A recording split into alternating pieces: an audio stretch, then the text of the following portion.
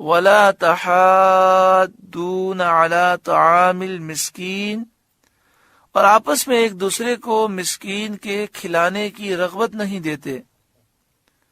وَتَأْكُلُونَ التُّرَاثَ أَكْلًا لَمًّا، اور میراث کا مال ہپ ہپ کھاتے ہو، جائیداد کا مال کھا جاتے ہو، ہڑپ کر جاتے ہو، حلال اور حرام میں تمیز نہیں کرتے، امتیاز نہیں کرتے، عورتوں کو ورثہ نہیں دیتے، بچوں کو ورثہ نہیں دیتے، ان کے حصے خود تم کھا جاتے ہو۔ جاہلیت میں یہی دستور تھا، اور آج پڑھے لکھے جاہل آپ کو بہت نظر آئیں گے، بالکل پڑھے لکھے جاہل ہیں، کسی کا انتقال ہو جائے بس یہی کوشش ہوتی ہے کہ کسی طریقے سے مال لوٹ لیں، جس کا جو بس بنتا ہے، جو قابو ہوتا ہے، جو چیز قابو میں آتی ہے انسان قابو کر لیتا ہے، حقدار کو حق نہیں دیتا۔ یاد رکھیے جب کسی کے انتقال کو 3 دن گزر جائیں تو وراثت کی تقسیم یہ واجب ہے، اور اس میں بغیر ورثاء کی رضامندی کے تاخیر یہ گناہ ہے۔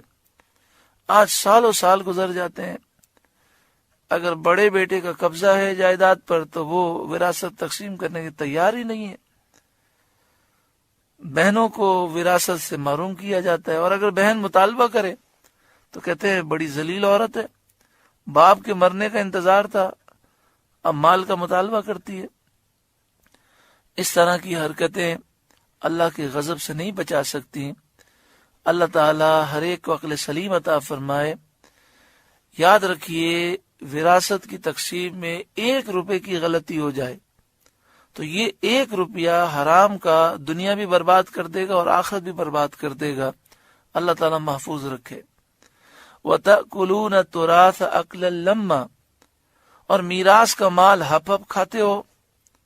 وَتُحِبُّونَ الْمَالَ حُبًّا جَمًّا، اور مال کی نہایت محبت رکھتے ہو، اس کو خرچ کرنا ہی نہیں چاہتے۔ کلا، ہاں بے شک، اذا دکت الارض دکن دکا، جب زمین ٹکرا کر پاش پاش کر دی جائے گی اور اس پر پہاڑ اور عمارت کسی چیز کا نام و نشان نہ رہے گا۔ وَجَاءَ رَبُّكَ وَالْمَلَكُ صَفًّا صَفًّا، اور تمہارے رب کا حکم آئے گا اور فرشتے قطار در قطار کھڑے ہوں گے، یعنی قیامت واقع ہوگی۔ وَجِيءَ يَوْمَئِذٍ بِجَهَنَّمَ، اور اس دن جہنم لائی جائے گی۔ جہنم کی اس دن 70,000 باغیں لگامے ہوں گی، اور جہنم اس وقت اس قدر جوش میں ہوگی کہ اس کو 70,000 لگاموں سے قابو کیا جائے گا، اور ہر لگام پر 70,000 فرشتے جمع ہو کر اس کو کھینچیں گے۔ جہنم جوش اور غضب اور جلال میں ہوگی، یہاں تک کہ فرشتے اس کو عرش کے بائیں جانب لائیں گے۔ اس روز سب نفسی نفسی کہتے ہوں گے، سوائے حضور پر نور حبیب خدا سید انبیاء صلی اللہ علیہ وآلہ وسلم کے، کہ حضور صلی اللہ علیہ وآلہ وسلم یا ربی امتی امتی فرماتے ہوں گے، اے میرے رب میری امت میری امت۔ جہنم حضور صلی اللہ علیہ وآلہ وسلم سے عرض کرے گی کہ اے سید عالم محمد مصطفیٰ صلی اللہ علیہ وآلہ وسلم، آپ کا میرا کیا واسطہ، اللہ تعالیٰ نے آپ کو مجھ پر حرام کیا ہے۔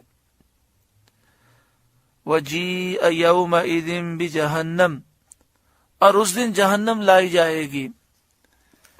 يَوْمَئِذٍ يَتَذَكَّرُ الْإِنسَانُ، اس دن آدمی سوچے گا، اپنی کوتاہیوں کو، اپنے گناہوں کو یاد کرے گا، افسوس کرے گا کہ زندگی کی قدر نہ کی۔ وَأَنَّى لَهُ الذِّكْرَى، اور اب اسے سوچنے کا وقت کہاں، اس وقت کا سوچنا سمجھنا کچھ بھی فائدہ نہ دے گا۔